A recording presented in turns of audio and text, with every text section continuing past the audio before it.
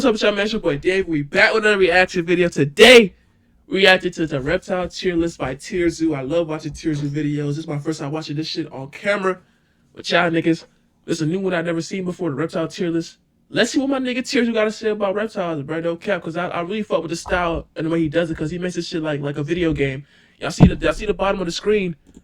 We got the smash thing right there, the smash percents. You know what I'm saying? I'm ready. I'm excited, man. If y'all like what y'all see, make sure y'all like and subscribe. Try to get to 1,000 subscribers. Let's get into it, bro. Don't count. Ooh! Reptiles are one of the largest, most successful factions in the entire game. The massive variety of reptilian builds encompasses every strategy from defensive tank builds to rushdown combo builds, to tether grappler builds to status effect control builds, and many more. Reptiles may not be the dominant faction anymore, but they still have tons of powerful high-tier builds that can hold their ground against the best of the best. But which of these strategies are the most viable in the current meta, and which are struggling to keep up? Find out in the ultimate reptile tier list. But before we get into this massive tier list, what exactly is a reptile? There are many notable perks, but the three most— Man, this is so educational, bro. Like, it would be if I'm in like a class or something and we're like a biology class and we doing like reptiles or some shit, bro, it would be so fire if like the teacher would play a Tears of video like this, like for real, because like this would really like put you on game about reptiles for real, you know what I'm saying? Most important ones for a reptile main to learn and master are scale armor, cold-bloodedness, and eggshells. Scale armor provides excellent defense without significantly restricting— But no cap, with that I know, one reptile I do know, them Komodo dragons, them hoes deadly as fuck, bro, no cap. Be killing the shit out of people and animals. Both. That poison, crazy work. the user's mobility. Scales are best at deflecting slashing type damage, perfect for allowing the reptile player to handle scrappy duels with other reptiles or mammals, where claws are their primary weapon to worry about. However, scales often struggle against piercing damage, so builds with sharp beaks, fangs, or stingers can be tough matchups for reptiles. The cold-blooded perk is a core part of the reptile build, and has a wide variety of implications. It's a trade-off. Cold-blooded builds have slower stamina regeneration and lower maximum stamina than warm-blooded builds, but also require less food to survive and age more slowly. This means reptile players can be a bit more selective in picking their battles, and don't need to take every fight they encounter head-on, and also means they can survive temporary famines and droughts better than warm-blooded builds. Reptiles also get bonus energy in sunlight, which can be super helpful in a pinch. Eggshells might seem like a minor ability, but it was a massive upgrade over the amphibians' unshelled jelly eggs, as it means reptile players can move their respawn points essentially anywhere, as opposed to being hard-locked to aquatic biomes. This is huge for avoiding spawn campers and setting future playthroughs up. This looks fucking disgusting. Ew. Goddamn, bro. Animals are nasty, nigga. I'm sorry. Success. During the Mesozoic expansion, reptiles were far and away the most dominant faction in the game, being top tier on land, in the sea, and in the sky. But even after the devs dropped the banhammer on the most overpowered reptilian builds, reptiles still maintain a thriving player base and remain a competitive threat. So, of all the turtles, lizards, snakes, and crocs, which reptiles rank highest? Let's jump into the tier list. F tier. Starting at the very bottom of this group, we have the garter snake, one of the weakest snake builds in the game. Data miners are actually unsure whether or not this build is venomous, but if it is, it's some of the weakest venom in the game. And with no other offensive abilities, the garter snake essentially only has favorable matchups against things far smaller than it, like frogs and mice. Because they're so vulnerable, garter snake players love to attack aquatic targets like tadpoles and small fish. But they have no actual abilities that synergize with this playstyle, nor is it a particularly good swimmer, and therefore takes on considerable risk when they venture into the water. Damn. Garter snakes are also— That nigga got picked off. That's crazy. Damn it. caught in an endless loop of wasting a ton of evolution points, evolving extreme toxin resistance to the poison of a specific newt build. This isn't very efficient, but I guess the garter snake needs to preserve its few favorable matchups. Next in F tier, we have the snake-necked turtles. Snake-necked turtles have significantly longer necks than the rest of the turtle faction, and although this does grant them a reach advantage in a few scenarios, allowing it to attack prey behind cover and whatnot, this comes at a huge cost. This build's weak point is effectively tripling That long ass neck. That should get fucking murdered, no cap. I could just see a goddamn, I don't know, a fish just coming through and just chomping at that shit. Golly. Size. Not only does this make it an easier attack target, but it's also too large for the turtle to fully withdraw its neck back into its shell. Without the ability to properly guard its weak point, snake neck turtles have lost the best perk of playing the turtle class. Yes, being able to reach further with your bite attack is nice, but skilled players will punish this hard.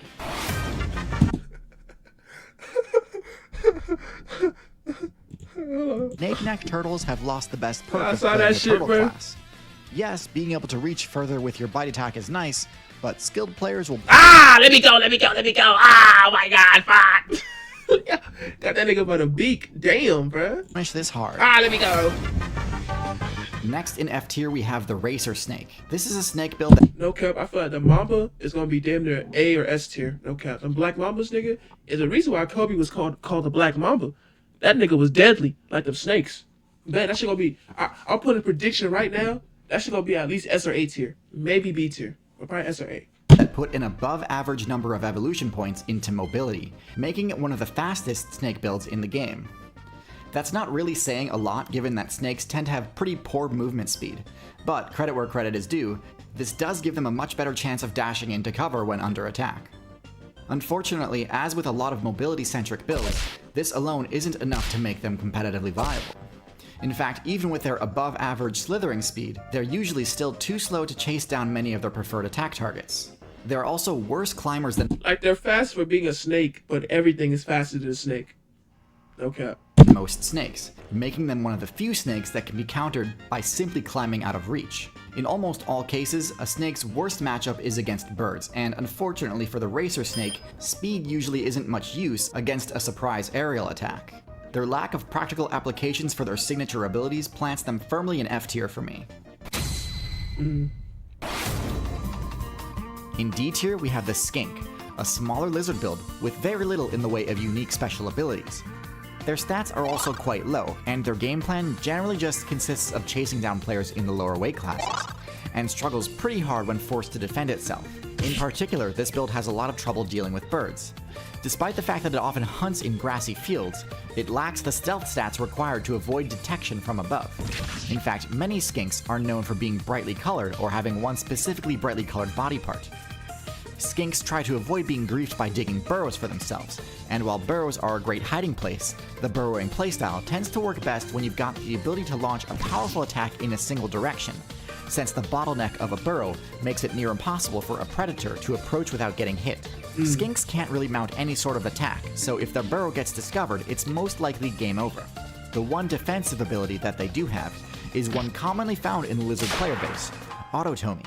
Autotomy allows the user to drop their tail in order to get one free escape from a combo. And that shit's still low-key fucking moving. That's nasty. But that's so smart though. Ugh. Damn. That shit still moving. That shit still got nerves and shit on it. Or grab. Now, to be fair, being able to break out of your opponent's death combos is an extremely useful trait that can save you from certain defeat. But with that said, Autotomy is extremely costly to use, isn't guaranteed to work, and leaves you with reduced max HP for the rest of the game, even if your character has some regenerative abilities. So their tails don't grow back? They're just hold? That's crazy. For the larger lizard builds, losing your tail also removes one of your best defensive options. But for the skink, this isn't as big a problem. With all that being said, skinks are one of the more lackluster lizard builds, so let's keep going and get to the more interesting ones.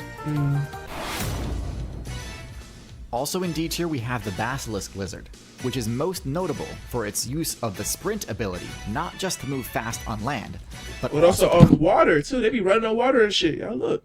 Cross bodies of water.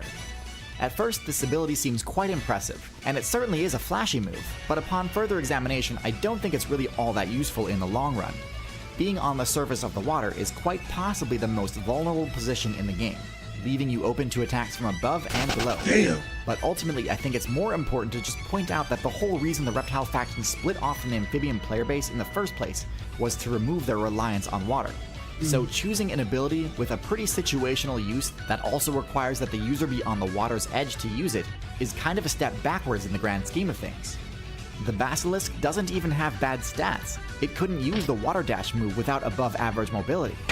But still, I think its choice of moveset is pretty self-limiting, and they'd be better off speccing into other signature moves.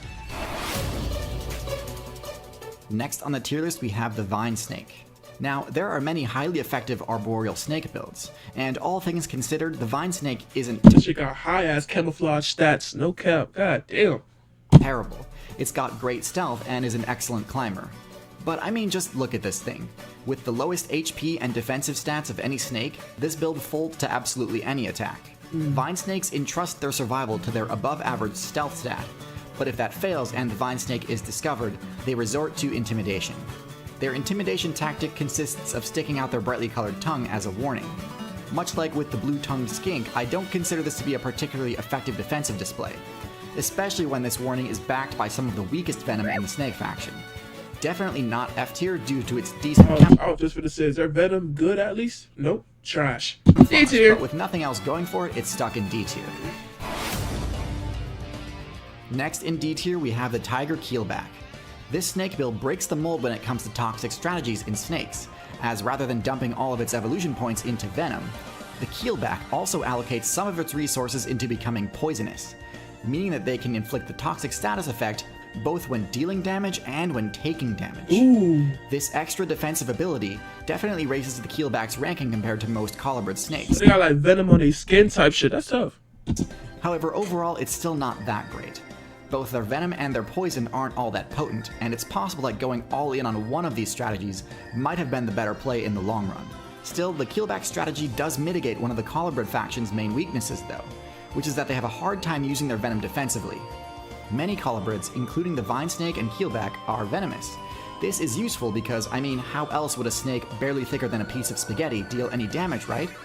The problem is, colobrids lack the efficient venom delivery abilities found in the more dangerous snake builds. Their fangs are located at the back of their mouths, and these fangs don't actually inject venom.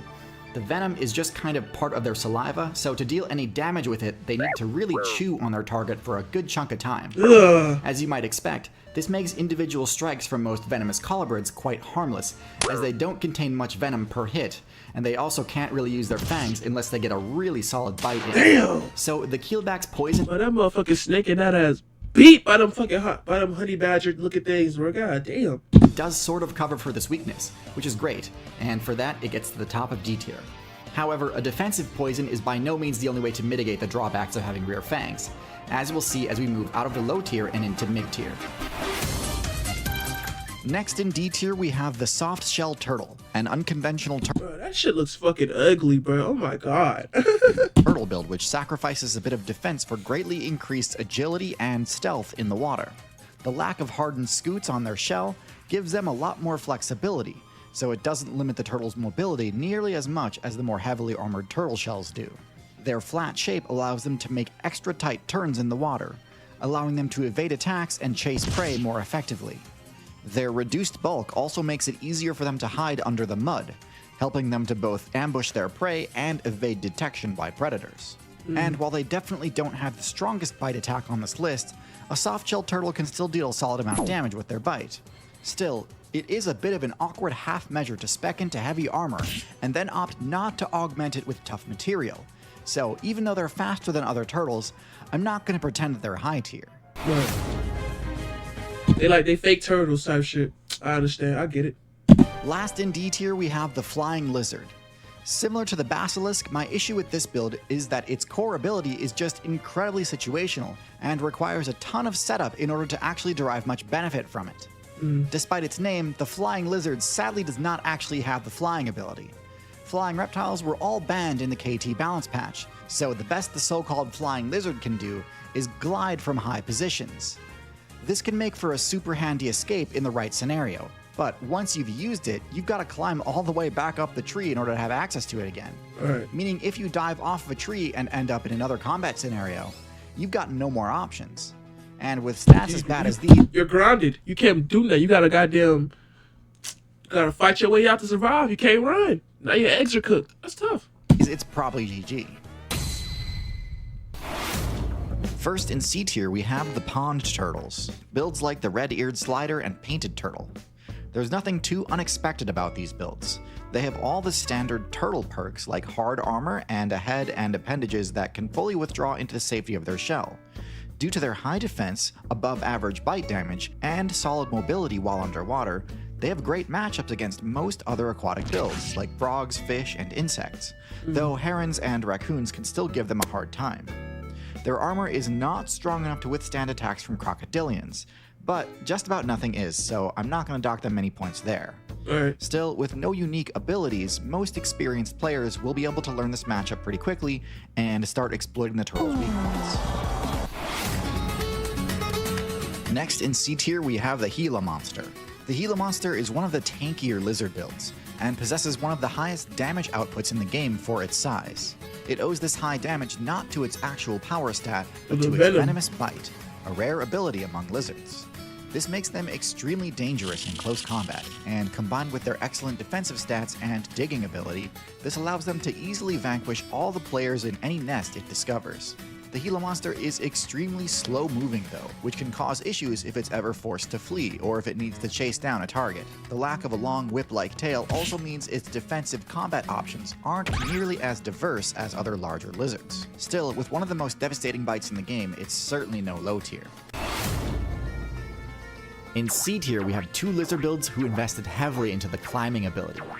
The Gecko build operates in a similar manner to the Tree Frog, with cling pads enabling it to climb any surface with ease. As far as mobility perks though, this is probably one of the best in the game. It works great as an escape option, but is also fantastic for utility and even for offense, allowing the user to approach targets that are normally harder to reach. Being able to hang on tight is also super important for arboreal combat, as fall damage is a major threat. With such a strong clinging ability, geckos can often be the ones tossing other players into the void below. Geckos do have a fair number of weaknesses though. They opt to use their tails to store energy, which can be a useful ability, but unfortunately in doing so, they take away the option to use their tails to attack. Geckos also do not have— They can't do the thing where like they can like detach their tails and shit. Alright, that's not bad though. They can climb that good. I guess their ability to climb really good is what puts them at C tier, honestly. Scales, instead opting for skin that gives disease resistance bonuses. So their armor class is lower than that of most lizards, and actually more akin to amphibians. Because of this, they're quite vulnerable to piercing damage, such as bird talons and snake fangs. And with relatively low damage output, their only real hope against such attacks is stealth, which some do definitely excel at. All in all, solid mid-tier. Damn, I was looking hard as a bitch. I couldn't even see that motherfucking gecko. Golly. The Anole is a small, agile lizard build with a surprising number of special abilities, most notable of which are their adhesive toe pads and their color-changing skin. Most builds that run the cling pad ability tend to be more bulky and cumbersome. Anoles emphatically break this mold, being both excellent climbers and having a climbing speed that rivals that of the squirrel. Because of this, they're great at escaping attacks by jumping between trees and scrambling up branches. But where things really get interesting is with the color change perk. Now, the ability to change colors is one of the most downright broken stealth perks in the game, and one of the main reasons I consider cephalopods top tier. Anoles have probably the most basic version of the color.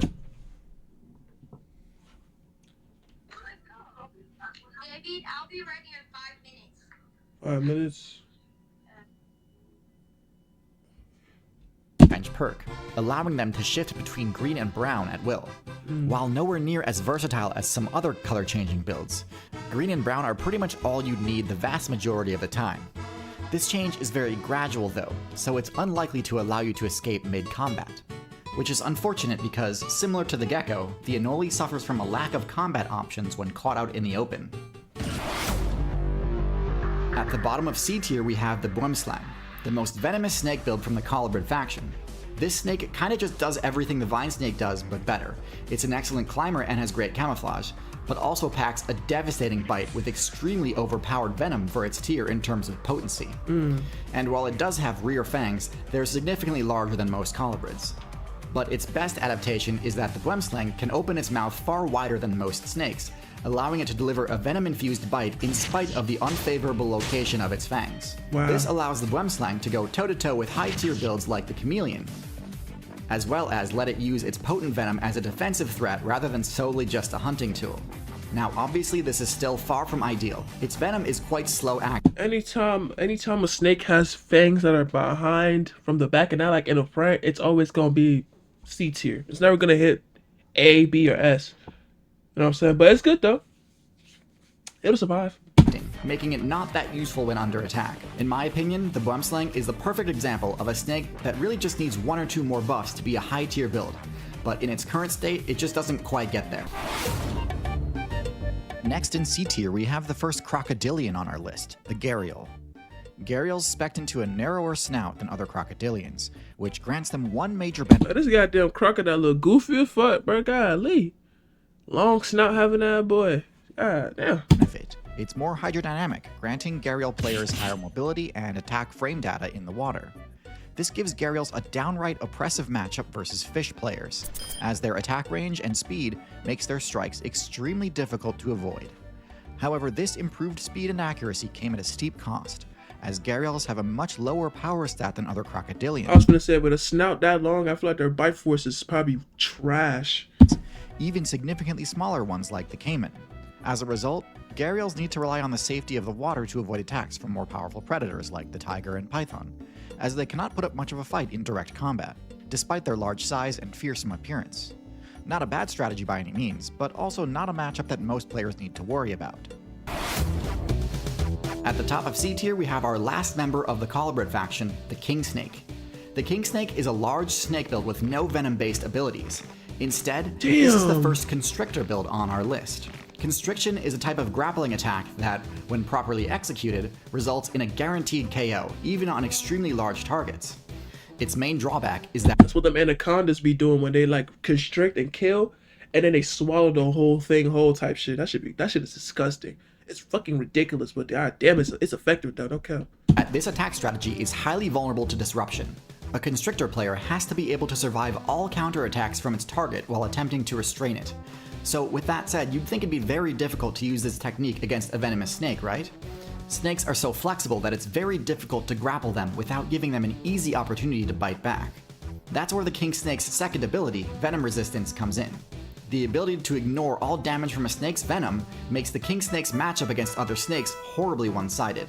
Just for good measure, King Snakes have high enough accuracy on their attacks that they tend to go for the head, which negates a snake's counterattack potential even further. This is about bro, watching a snake eat a snake is fucking crazy, bro. Where the King Snake's supremacy ends though, as the rest of its matchups are pretty standard for a snake, and with no venom of its own, it doesn't pose much of a threat to players it can't reliably immobilize in its coils.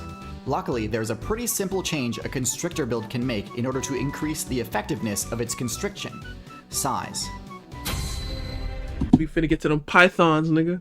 Boas and pythons are the poster children for this type of strategy, being the only snake builds that can be properly classified as tanks.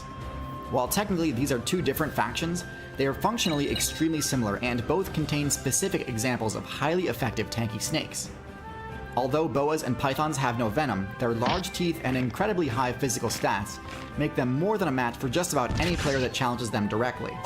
With their thick scales and huge size, it's very difficult to defeat one of these in a 1v1 quickly. Their ability to tank a lot of hits during a fight means that even extremely powerful builds like the Tiger are in for quite an uphill battle if they choose to stand and fight.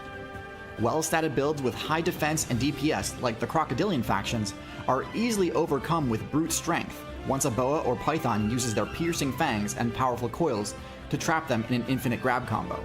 Drawbacks to the constriction strategy are vulnerability to third-party attacks and the immense cost of failed kills. Yoink. While many constrictors have the size required to challenge other large builds, going after too powerful a target can expend a disproportionate amount of HP compared to other snakes. As large builds are often more conspicuous, the most successful constrictor players will make good use of the camouflage ability. Out of the boa faction, the most powerful build is without a doubt the anaconda. These are among the heaviest of any snake and by far the tankiest, with an HP stat that renders most physical attacks almost negligible. While anacondas are significantly less viable on land due to their greatly reduced speed on terrestrial maps, their mobility, stealth, and camouflage bonuses in the aquatic meta make them nearly unbeatable in that biome. Anacondas are capable of serious speed when their buoyancy abilities can counteract the limitations of their enormous size, making nearly any unsuspecting player who enters the water an easy target. Their eyes and noses are oriented towards the top of their faces, allowing them to expend minimal energy while camouflaged in aquatic vegetation, waiting for the perfect opportunity to carry out an ambush attack. Despite their formidable base stats and proficiency in highly specialized forms of gameplay, The fact that anacondas are only truly viable in aquatic environments limits their utility and places them squarely in B tier. The most competitive build in the Python faction is the Burmese Python. While many snake builds are competitively viable only on certain maps that suit their specialized abilities, Burmese Pythons fit into more of a jack-of-all-trades playstyle and have sufficient mobility in aquatic, terrestrial, and arboreal biomes, in spite of their large size. Burmese Pythons are therefore excellent generalist builds, and as seen with many other generalists, they have been causing serious disruption in servers that they weren't meant to be spawning in. Burmese Pythons have totally destabilized the meta of the Florida Everglades. Damn, they're not supposed to be in the Everglades, bro. We got them in the Everglades, bro. Who did that shit, bro? Now we gotta have these Florida niggas kill them. I feel like they probably do that though. They probably get like a reward for every python they kill, or Burmese python they kill. Due mostly to the Python's extremely one-sided matchup against non-social mammal builds, and a lack of the type of builds that normally keep the Python player base in check. Now, thankfully, the current top tier of the Everglades is quite capable of defeating or repelling a Python in single combat. But because the alligator's dominance is restricted to the aquatic zones, Pythons essentially have complete control of the arboreal zone, which has led to a drastic reduction in players running mammal builds like the rabbit, raccoon, fox, and bobcat. While Burmese Pythons come in at the top of B tier due to their versatility, their low speed stat and lack of venom makes higher tier snakes much more viable choices for most gameplay styles. The iguana. In B tier, we've got the Everybody know about them iguanas. What them iguanas got going on, bro? Why are they B tier? tried and true iguana, arguably the best representative of the lizard build as Look at a that whole, nigga. He flexing, bro. Look at he doing this shit. He flexing on these niggas, bro. Hold on. as it has essentially all the main weaknesses and strengths of its class. I have an entire video on the iguana, so go check that out if you want an in-depth review, but in short, the iguana sports mid-range stats across the board, and is the first lizard on the tier list to make use of its tail for something other than a sacrificial scapegoat. The iguana's tail whip attack allows it to control a solid defensive zone around itself in all directions, enabling it to defend itself from group attacks. Tail whip's damage is on the low side though, so a persistent attacker could potentially just eat the damage in order to break through and land its own attacks. The iguana also has access to the autotomy ability, but this is especially costly in the iguana's case, as it'd be giving up its best combat move in the process. Overall, But does it grow back? It just don't grow back? He ain't said if it grows back or not. If it grows back, okay, we can kind of mitigate the loss of the tail. But it's like, if it don't grow back, damn, you just cooked. a solid mid tier with lots of potential, especially in the marine servers. Tortoise. Next on our tier list, we have a turtle that abandons the aquatic playstyle for a terrestrial one, the tortoise. Tortoises take the characteristic high and low traits of a turtle to the absolute extreme. Defense is through the roof to the point where brute force is almost completely useless. It can even block attacks from all types of cats, which, as we know, are some of the most overpowered builds in the game. It's for this reason that these players dominate the high scores for total game time on a single character. Now, of course, this level of defense comes at a cost. In this case, it's a severe reduction in speed, but even more so a reduction in intelligence. Because of this, most can't really do well. I mean, most reptiles are dumb as fuck, so it's not really a thing for real, you know. As hunters and have to go for the herbivore playstyle. But don't be fooled, they've got the same powerful bite attack that other turtles do, and can do a surprising amount of damage to players who underestimate them. The chameleon build sports several of the most unique abilities in the game. So most lizards, especially the insectivorous ones, have a pretty simple game plan for taking down enemies. Chase them down and grab them. This strategy has a lot of limitations though. First of all, it means you've got pretty much no options to attack a player who is too large to grab. It also forces you to optimize heavily towards mobility, forcing you to neglect other potential strategies in order to have a chance that of nigga catching up moving! to your target. I got them lizard fast in the bitch. What the fuck? Chameleon subverts this limitation by speccing into one of the strangest abilities in the game, a tether tongue attack. This essentially functions as a ranged grab, and is extremely effective at scoring the chameleon kills. This also allows the chameleon the freedom to prioritize other stats over mobility, and in the chameleon's case, they're clearly optimized for stealth, as evidenced by their other special ability, color Camouflage. change. Now, while chameleons can change color in order to buff their camouflage, most use it for communication and intimidation, shifting to brighter colors to display dominance. While they don't have the same cling pads that geckos and anoles do, Their prehensile tail gives them extra security to ensure that they don't get easily ripped out of trees, and allows them to attack from riskier positions. With all this said though, they still struggle when caught out in the open because of their low mobility. Yeah, that's what And I'm they saying. also share the same offensive They got no venom or nothing, so they get caught out in the open, they're fucking fried. But weakness of not being able to take down players that they can't gulp down in a single bite. A tier. While some snake builds in lower tiers can use the Venom skill, placement in A tier or higher rides almost exclusively on choosing to dump a majority of evolution points into maximizing Venom efficiency and delivery methods. Oh yeah. Members of the So Viper them black mambas, them vipers, them cobras, them hosts gonna be sky high. class dominate the A tier. Among the most feared builds in the game, Vipers have a variety of special offensive and sensory skills that help compensate for their generally low defense stats. Their long, hollow fangs are placed at the front of their mouths and contain most armor to deliver lethal doses of venom. Ooh, But he one biting the hell out that nigga. Golly. Could you imagine getting bit up like that? Like you're a human and a big ass snake that's like built for hunting humans. Just like that'd be crazy, bro. drawback to the flesh-destroying hemotoxins used by most builds in this group is that they can take a while to immobilize players. Most Viper builds also spec into the infrared heat sensing ability, making them extremely powerful nocturnal ambush attackers and compensating for their lack of speed. Some members of the Viper faction tack on tail adaptations too, for access to the intimidation and luring abilities, but these perks are minor compared to their raw offensive potential. Coming in at the bottom of A tier are Gaboon Vipers, combining the highest defense stat of any venomous build with near unbeatable stealth and an incredibly high strike speed.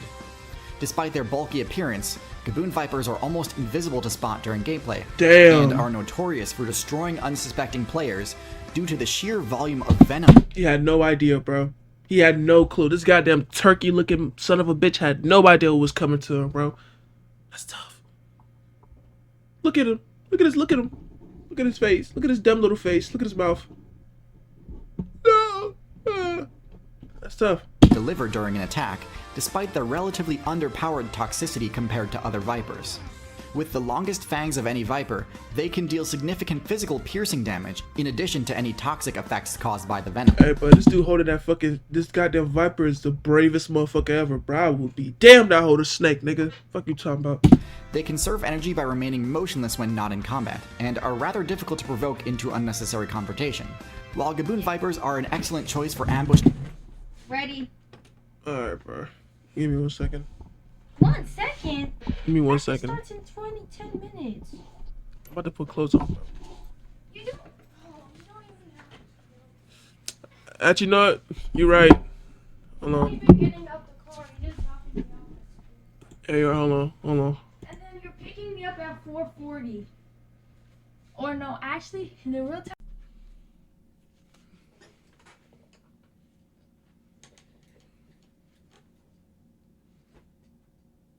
I gotta finish at least recording. Shit.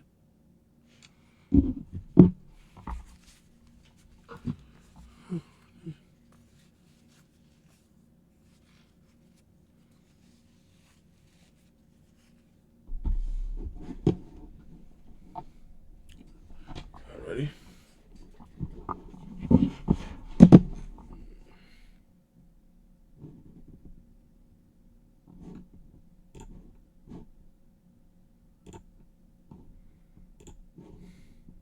base play in jungle maps. Their lack of versatility and low aggression means they can be easily outmaneuvered by other builds. Yeah, the snapping turtle.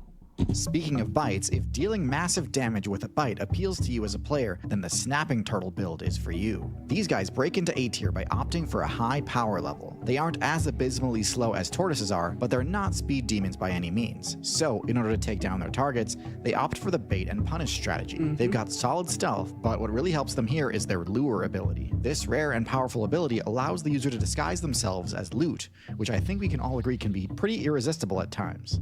Because they function as ambush predators with great defense, but have low to medium mobility, Their tongue is the loot? It's like a worm or some shit, huh?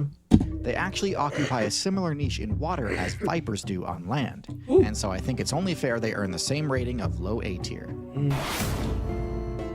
Cottonmouths rank slightly higher in A tier due to their rare ability to use the skill set of the Viper class effectively in the aquatic realm. As the only Viper build in the game with aquatic adaptations, their potent venom and fishhook-shaped fangs make them incredibly effective at farming out fish and frog players for easy XP. This build specs into the Caudal luring ability at lower levels, allowing them to quickly become competitive, and shed this ability at higher levels in favor of better camouflage. Cottonmouths are also relatively tanky and escape many combat situations by using intimidation tactics. Their Damn. dominance in aquatic maps makes them able to How the fuck do these animals just exist with all these bugs all over them? That is disgusting, bro. That shit would fucking make me mad every day if I was a snake. occasionally overcome more competitive generalist builds, but this is limited by biome and therefore not useful during the majority of gameplay. The Tegu. The Tegu is a lizard build that has long been overlooked, but has recently become a serious contender on the tier list. Its recent invasion into the North American server has destabilized the local meta, and when you look at their stats, it's easy to see why. Tegus are similar in both strategy and stats to the iguana, but slightly slower and more defense-oriented. Their thicker hide and stock I said it look mad beefy, bro. Some beefy ass lizards, no cap. gear build allows them to shake off attacks that would send other characters reeling. They've also got a higher intelligence stat than most lizards, which, in addition to making them surprisingly decent support builds, also makes them great at outsmarting builds like alligators in order to attack their nests. Tegus are also omnivores, meaning they aren't forced to participate in PvP in order to level up. They did spec into the Autotomy ability though, which I unfortunately think keeps them out of top tier. Rounding out A tier is the rattlesnake. Best suited for desert and forest biomes, these snakes combine a variety of overpowered special abilities with well-allocated base stats. Rattlesnakes are highly capable builds for ambush-based stealth play due to their ability to create thermal maps of other players in low-visibility situations, which makes them one of the most effective counters for mammal players with the night vision ability. Instead of risking health by I got them snake just get you, just get you like that. You cooked. It's over with. grappling with other players, rattlesnakes deliver a lethal amount of venom in one quick strike, and then use their prey tracking ability to find them after they've succumbed to toxic status effects. One major advantage for rattlesnake players is the highly effective rattle intimidation technique, which allows them to scare off more powerful challengers without wasting venom or risking serious damage. While rattlesnakes sit at the top of A tier due to their relatively well-rounded stats among members of the Viper class, all Viper builds are still classified as glass cannons and tend to lose out against opponents with quicker acting venom, superior speed, or high enough HP to tank their attacks. And now for the real standout, the turtle who's brave enough to take a build normally only viable in ponds and rivers, and bring it to a much more competitive server, sea turtles. Sea turtles are proof that even in a server full of power and intelligence pures, tanks can still be a completely viable option. By speccing into the omnivore playstyle, as opposed to obligate herbivore or carnivore, they never really need to pick fights they can't win. They can always just eat plants while waiting for the next easy opportunity to score a high XP kill. This kind of build is a pretty cookie-cutter survivalist / scavenger build, which But it works really well, man. Sea turtles be living long ass lives, no cap. would already be solid on its own. However, where sea turtles really shine is their additional defense points placed not into physical resistance, but into venom resistance. The venom of a jellyfish has the potential to one-shot just about anything, but sea turtle players have recognized that aside from venom and stealth, they're completely defenseless.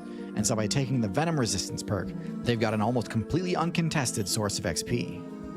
Now, I don't want you to think sea turtles are easy mode. Because they live in the ocean, there are players with high enough physical attack force to pierce their shell.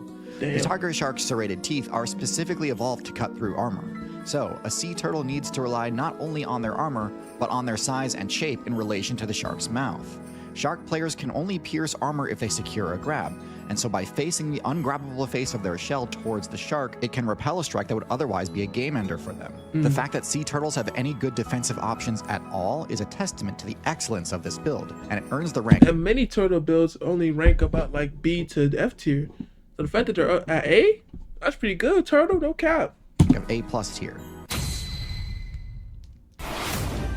So, without a shadow of a doubt, the best lizard build is the Monitor Lizard.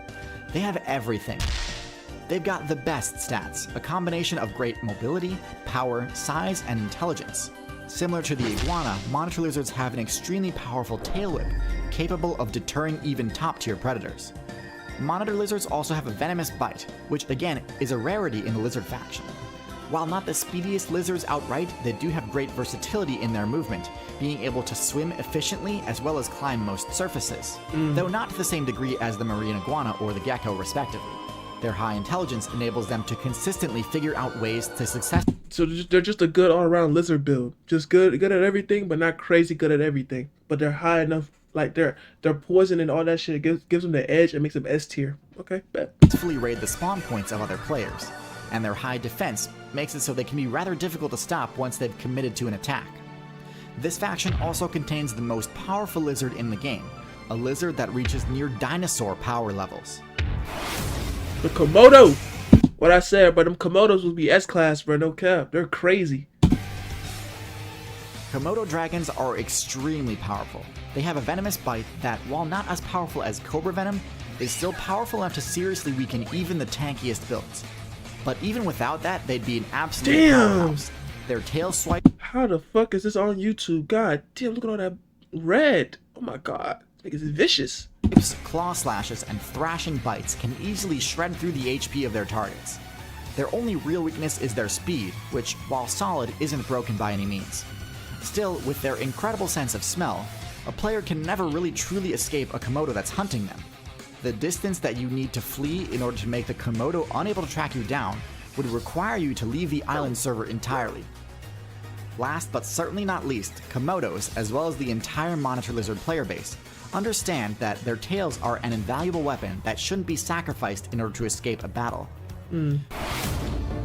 Coming up first in S tier is the Cobra build. With impressive base speed, these snakes can actively chase down other players rather than having to solely rely on an ambush strategy. Variants of the Cobra build can spec into moderate aquatic and climbing proficiency, allowing for particularly well-rounded gameplay. Their fast-acting venom is mostly neurotoxic, but can have mixed toxic effects that melt through flesh and maximize the amount of pain inflicted. Even elephant players, the tankiest terrestrial build in the entire game, can be taken down by the ridiculous amount of sheer toxic damage inflicted by a well-placed bite. While all Cobra builds have forward-placed fangs to maximize venom delivery, Spitting Cobra players can use the only ranged attack in the entire snake class by spraying venom up to 2 meters through holes at the front of their fangs. This move has high accuracy and can permanently blind other players when used effectively. Damn. Cobra builds advertise.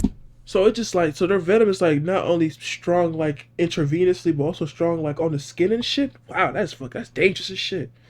Which really makes me think that niggas to be holding them bitches like this and putting their venom into the little cups are brave as fuck. Their power by using a unique hood modification, intimidating the vast majority of players away from trying to challenge them in the first place.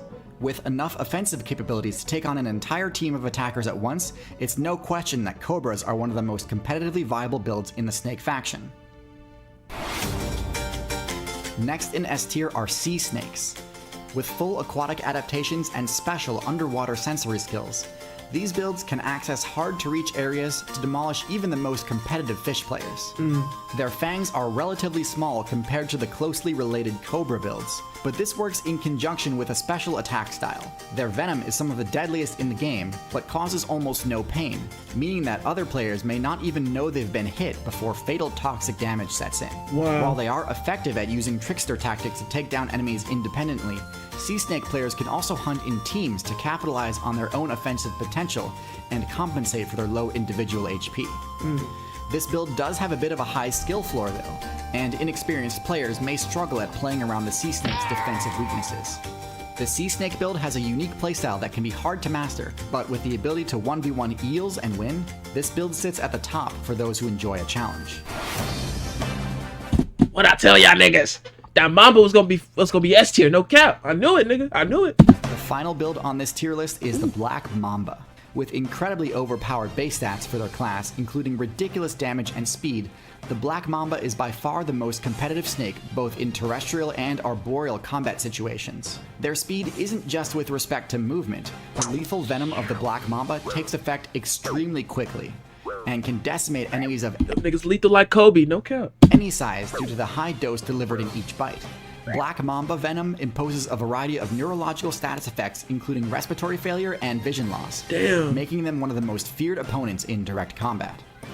Mamba builds have an extremely aggressive and fast-paced playstyle that leaves little room for counterplay, especially considering that their HP and defense stats are among the highest of any Venom users due to their large size.